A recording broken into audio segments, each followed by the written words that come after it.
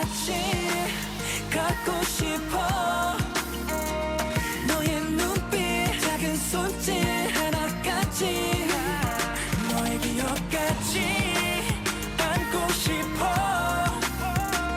너의 시간 모든 순간까지 다 매일 하루에 최근 공공 재개발이 흥행몰이하면서 해당 지역에 대한 관심이 뜨겁습니다.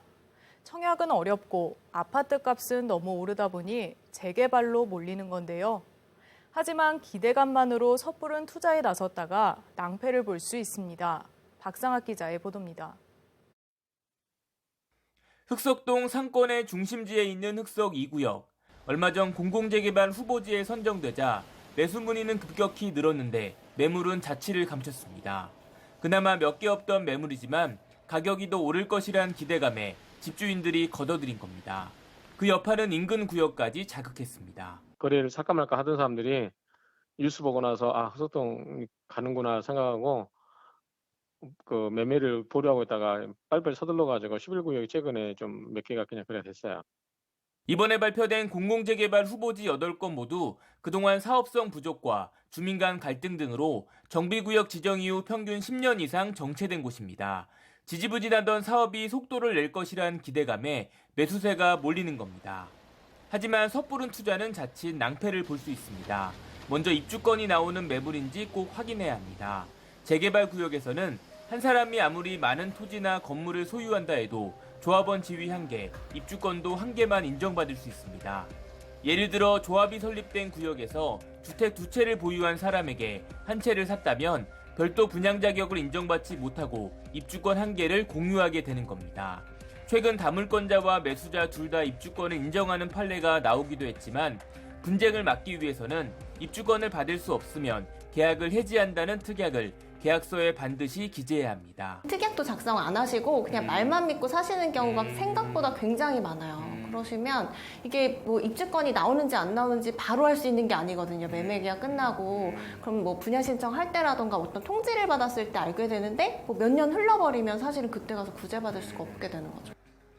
그 다음 기억해야 할 건 권리 산정 기준일입니다. 재개발의 경우 입주권을 많이 받기 위해 단독주택을 허물고 빌라를 지어 다세대로 만드는 이른바 지분 쪼개기가 성행합니다. 권리 산정 기준일은 이 지분 쪼개기 같은 편법을 방지하기 위한 건데 분양받을 권리의 산정일을 말합니다. 이날 이후 필지를 분할하거나 용도 변경, 신축 등으로 세대를 늘려도 새 소유자들은 입주권을 받지 못합니다. 통상 정비구역 지정고시일을 권리산정일로 정하는데 2008년 구역 지정이 된 흑석 2구역 등 기존 정비구역은 이미 권리산정일이 정해져 있습니다. 문제는 오는 3월 선정 예정인 공공재개발 후보지입니다. 이들 중 일부는 정비구역 지정 전이거나 해제된 구역이라 국토부는 지분 쪼개기로 신축 빌라가 난립하는 상황을 막기 위해 신규 구역 권리산정일을 공공재개발 공모공고일인 지난해 9월 21일로 한다는 계획입니다. 일단 등기가 돼 있는지를 확인을 하셔야 돼요. 왜냐하면 주택을 소유하고 있어야 되기 때문에 우리나라 같은 경우는 이제 소유권에 있느냐 여부는 등기가 되어 있느냐를 가지고 판단하니까. 서울시는 이번에 선정된 후보지 8곳을 1년간 토지거래 허가구역으로 지정했습니다. 앞으로 실거주의 목적으로 주택을 매수할 수 없고 일정 규모 이상 거래는 지자체 허가를 받아야 합니다.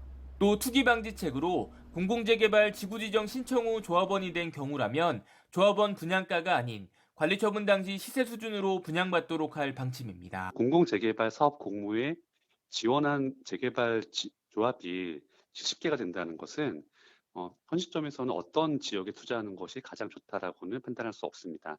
따라서 지금 재개발 지역에 대한 투자가 들어간다면 이것은 어떻게 보더라도 장기 투자로 볼 수밖에 없습니다. 무엇보다 관련 도시정비법 개정안이 통과 전이고 공공재개발 사업의 성공 여부도 아직 불투명하기 때문에 투자는 더 신중할 필요가 있습니다. HCN 뉴스 박상학입니다.